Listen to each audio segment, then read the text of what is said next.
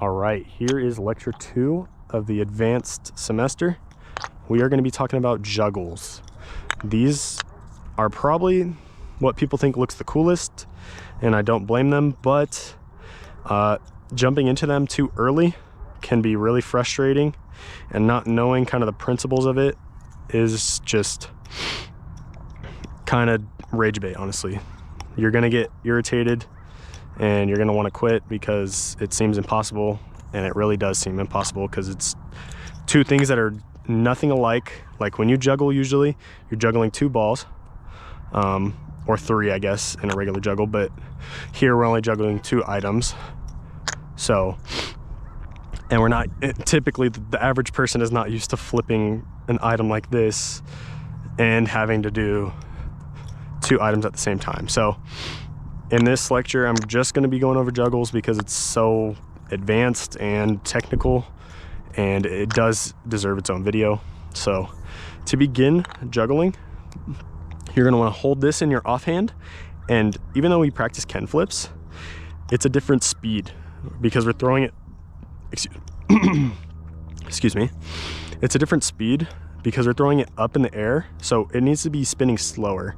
So we're going to tap the tama as if we're throwing the tama up at the same time, but we're just doing the Ken flip and getting used to the speed of the Ken flip. When I first started, I threw this up and I just threw the Ken as hard as I could and just caught it, and then that was my juggle basically. I could only do 1 juggle at first, but I would just throw it up as hard as I could. But we want to get in the habit of getting that 1 rotation down. So tap,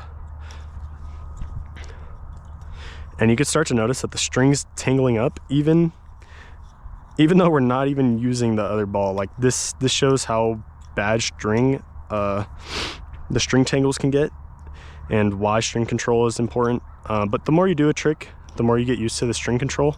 So I'm not going to really focus on string control in one video, because the more you get consistent at a trick, you'll get used to avoiding string tangles and stuff like that. It just comes with playing Kendama. So once we get that down, we're going to practice the pull-up, which is the same as any other pull-up. We want to do the dead hang pull-up. And when we throw our Ken, we are waiting till the very last second to where this is almost like right in line with it. So let me see if I can show that better. So it's last second. They have to come up. One has to be going down while the other one goes up. So it's here. This is how you juggle. Because if these go a little bit too close, they're going to fall at the same time, and you have to do it really quick. It's going to mess up your juggle. They're going to hit each other. And you're also going to notice that tama always stays on the left side of the Ken. And this is for a reason. The string hole is on the left side right here. So if this tama was over here and I was juggling, this is going to wrap around the Ken so easy, and just mess up the juggle. So you want to pretend there's a barrier in the middle of these two, and you never want them to cross. So we're going to juggle here, move our hand here. And the closer they get, the more likely I am to mess up my juggle, honestly. You don't want them super far.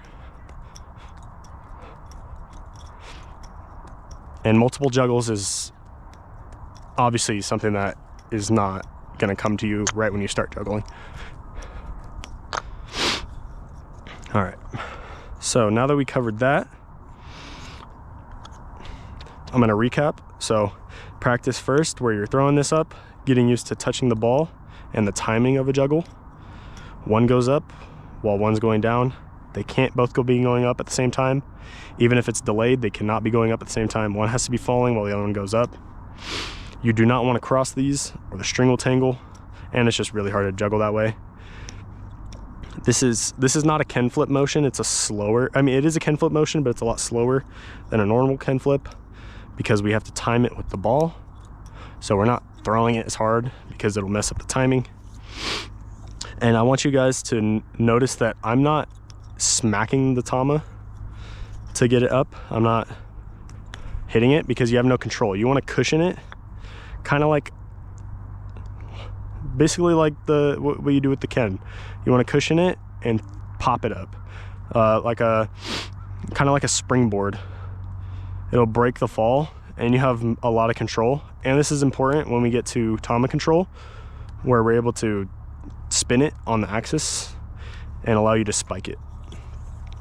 So that's the intro to juggle. This will take a lot of repetition.